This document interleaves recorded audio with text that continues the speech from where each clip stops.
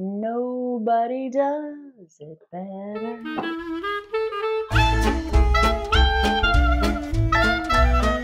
Hello and welcome to another video. My name is Heather and as always I'm reading with a vengeance and I hope you are too. I'm here to talk to you about another book haul. If you've been watching my channel for a while, you know I don't buy books. Very rarely do I buy books. However, working for a bookstore, I have found myself in a position, a very fortunate position that is not lost on me, I promise you, where I find myself able to accumulate books without having to spend any money. There's two things that happen at the bookstore. We donate books that either show up damaged or end up getting damaged because we have shop cats, but we have access to those books before they get donated. Now, let me clarify, like I clarified in my last haul video, after I read them, I'm going to put them back in the donation box. So they will ultimately get donated.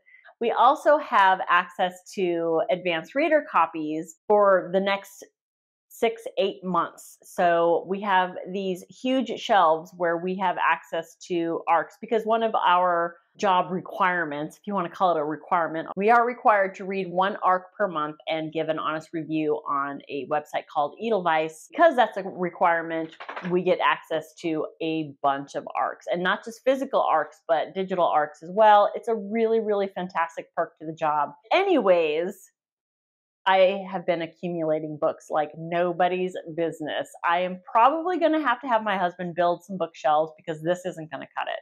I have piles on my floor, you guys. Who am I? That's probably going to lead to another video vlog or whatever. I'm probably going to vlog building bookshelves and then organizing bookshelves and doing the thing that so many other booktubers do, and that is organize my bookshelves with me. And yeah, that's going to happen. Nobody wants to see a video of a bunch of books on the floor. Nobody. Let's get to it, shall we? Okay. The first book I have to share with you, I actually got in my goodie bag at the Women's Prize for Fiction. I went to the Live Festival in London. It was amazing. I vlogged about it.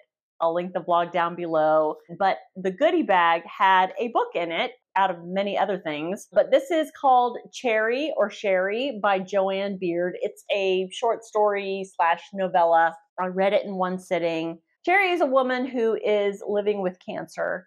It basically kind of tells her story. It's based on a real woman. Cheri reaches out to Jack Kevorkian, who was also a real person, also known as Dr. Death. He was convicted of assisted suicide. And anyways, this tells kind of the story of her decision to reach out to Dr. Kevorkian. I found it fascinating, but I'm not going to get too deep into it. It'll be in my wrap up for June. And it just so happens that for reasons that I won't get into, but it was a little sneaky, I'm not gonna lie, I ended up getting 2 goodie bags at the Women's Prize Festival. I got a separate book because I guess some goodie bags had one book, Cheri, and other goodie bags had another book. So I got lucky to not only get a second goodie bag, but the goodie bag that had the other book, and that is The List of Suspicious Things by Jenny Godfrey. I believe, yeah, this is the Women's Prize Live Exclusive Edition. So I'm super excited about this. I don't even know when this is supposed to come out. Maybe later this year, I'm not even sure. But it is a proof. It says it's a tender and moving coming-of-age story about family, friendship, and community. Sometimes the strongest connections are found in the most unlikely of places. The back says, it would be easy to say that it all started with the missing women, but actually it began when Margaret Thatcher became Prime Minister. A woman in charge of the country just isn't right. They're not made for it, my Auntie Jean said on the day the election results were announced. As if the last lot weren't bad enough, she's the beginning of the end for Yorkshire, and I'll tell you why and all. She was bustling about our small kitchen, vigorously rewiping surfaces I had already wiped. I was sat at the table in my brown and orange school uniform, shelling peas into a colander on the chipped yellow Formica top, popping fresh ones into my mouth whenever she wasn't looking. I wanted to point out that, like Margaret Thatcher, Auntie Jean was also a woman, but Auntie Jean hated being interrupted mid-flow, and it was just the two of us, meaning there was no escape for me from her opinions, of which there were many. Fascinating. So it sounds like this is going to be kind of a feminist telling of a mystery thriller. Or it could be just making that up. But I was super happy to get this copy in my goodie bag. Don't know anything about it other than what I just told you. don't know anything about the author, so hopefully I can get to this one soon and tell you more about it. This next little book I happen to have 3 copies of, and these are books that I ran out and got as soon as I met Lena Norms at the Women's Prize, and that is Bargain Bin Rom Com. This is Lena Norms' collection of poetry. I don't read poetry, but she was such a delight to meet that I was inspired to read her poetry. What can I say? And I have read it. I'm not through with my copy. I have read probably 3/4 of the poems, and I am shocked to say that I am completely delighted with them, and they resonate with me. And I never thought I would say that about poetry. Anyways, I bought a total of 4 copies because I want to give one to my best friend, and then I want to do a giveaway if you guys are interested in poetry.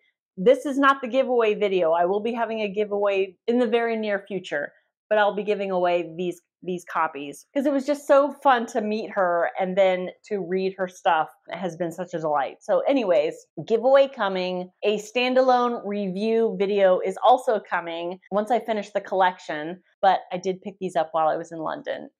And look at this cover. It's just adorable. I love this. Even when I finish this, it'll probably be decorative on my shelves. Super excited about this one. This is a book I'll be reading in July for the Booktube Prize, and that is Hernan Diaz's Trust. Of course, this has been getting a lot of chatter over recent months, the winner of the Pulitzer Prize. So when I saw it in the damaged box, I scooped it right up because I didn't want to have to buy it, and I haven't seen it at my library recently. So I was happy to get my hands on it. One of New York Times 10 best books of the year, longlisted for the Booker Prize, one of Barack Obama's favorite books of the year. I have been hesitant about this book. At first, when I first heard about it, I think with all the talk, it's historical fiction, which I absolutely love. I thought, oh yeah, I want to read it. And then when I read the synopsis at one point, I thought, is that one going to be for me? And then now I have to read it for the Booktube Prize. And then one of my coworkers at the bookstore said she's really, really enjoying it, even though she doesn't typically like historical fiction. So I'm like, I love historical fiction. Maybe I'll love it. This one says, even through the roar and effervescence of the 1920s, everyone in New York has heard of Benjamin and Helen Rask. He is a legendary Wall Street tycoon.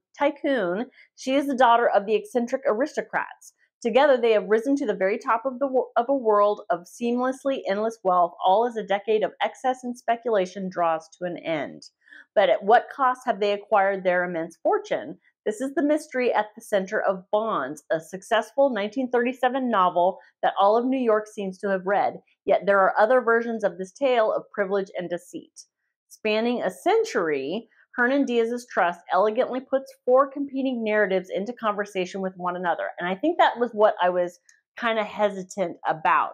And I knew I didn't want to listen to it because I felt like if there were 4 different narratives mingling with each other, it would be difficult for me to follow on an audiobook. At once an immersive story and a brilliant literary puzzle, Trust engages the reader in a quest for the truth while confronting the deceptions that often live at the heart of personal relationships, the reality-warping force of capital, and the ease with which power can manipulate facts. So also a book within a book. So that's intriguing, but also kind of worrisome because it might be difficult for me to follow. We'll see. I think reading the physical copy, I'll be able to follow a little bit more because then I can flip back and forth, and I don't know. Whether or not I'm excited for it is neither here nor there because I have to read it for the Booktube Prize now. So my fingers are crossed for this one. This next one I'm super excited about. This just came out, but I got the ARC and it's got such a creepy cover. That is The Quiet Tenant by Clemence McCallan. Oh, it looks like it might be Michaillon because she's French. The author is French.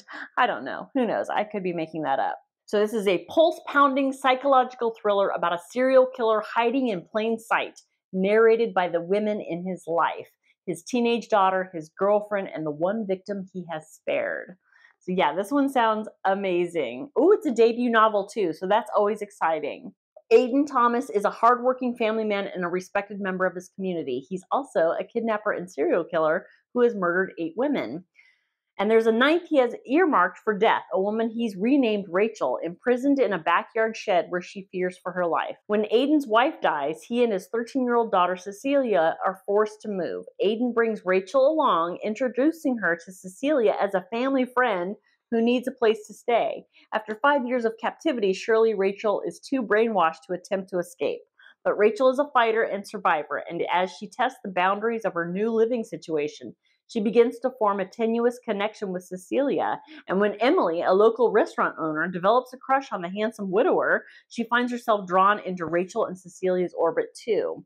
Told from the perspectives of Rachel, Cecilia, and Emily, The Quiet Tenant explores the psychological impact of Aidan's crimes on the women in his life and the bonds between those women, that give them the strength to fight back. Both a searing thriller and an astute study of trauma, survival, and the dynamics of power. The Quiet Tenant is an electrifying debut by a major talent. How am I not reading this right now? That sounds so freaking good. It's not even that, very, very small words, but less than 300 pages long. So I could be getting to this sooner rather than later. We'll see. We'll see, we'll see, we'll see. This is another arc that I got my hands on. This is already out. I believe it, pretty pages. I believe this came out in May, if not June.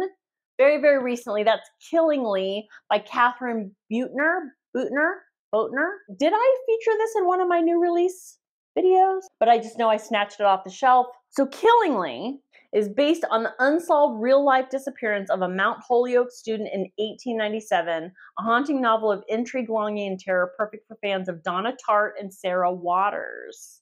Bertha Mellish, the most peculiar, quiet, reserved girl at Mount Holyoke College, is missing. One cold November morning, the junior is spotted walking through the Massachusetts woods, then she vanishes. As the search team dredges the pond where she might have drowned, Bertha's panicked father and sister arrive at the campus, desperate to find some clue as to her fate or state of mind.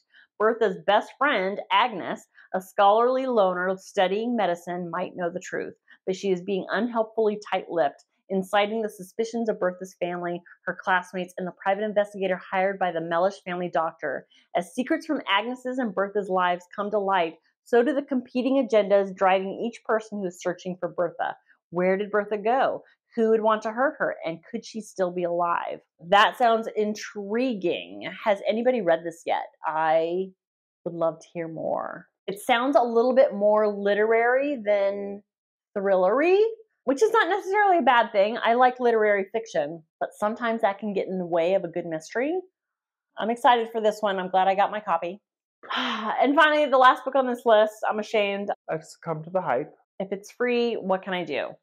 I picked this up, Book Lovers by Emily Henry. This seems to be the favorite of a lot of people who read all of her books. I've only read one other book of hers. I read The People We Meet on Vacation. I think it has a different title in the UK, but you know which one I'm talking about. And I liked it. I thought it was okay. I don't typically gravitate towards romance, but evidently, gazillions of booktubers can't be wrong, right? A book, even if it is a romance about people in the book industry, I think I might like that a little bit more than your average romance. I think the consensus is that Emily Henry is a good writer, so I succumbed to the hype.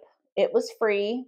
What am I going to do? I know most people know what this is about. Oh, this was in the damage box because you can see what the cats do. So yeah, we can't sell that. The cats chew on the books. Bad for the books, good for me. I'm sure most people know what this is about, but one summer, two rivals, a plot twist they didn't see coming. Nora Stevens' life is books. She's read them all, and she's not that type of heroine. Not the plucky one, not the laid-back dream girl, and especially not the sweetheart. In fact, the only people Nora is a heroine for are her clients, for whom she lands enormous deals as a cutthroat literary agent and her beloved little sister, Libby. Which is why she agrees to go to Sunshine Falls, North Carolina for the month of August when Libby begs for her sister's trip away with visions of a small town transformation for Nora, who she's convinced needs to become the heroine in her own story. But instead of picnics and meadows or run-ins with a handsome country doctor or bulging four-armed bartender, Nora keeps bumping into Charlie Lastra, a bookish, brooding editor from back in the city. It would be a meet cute if not for the fact that they've met many times and it's never been cute.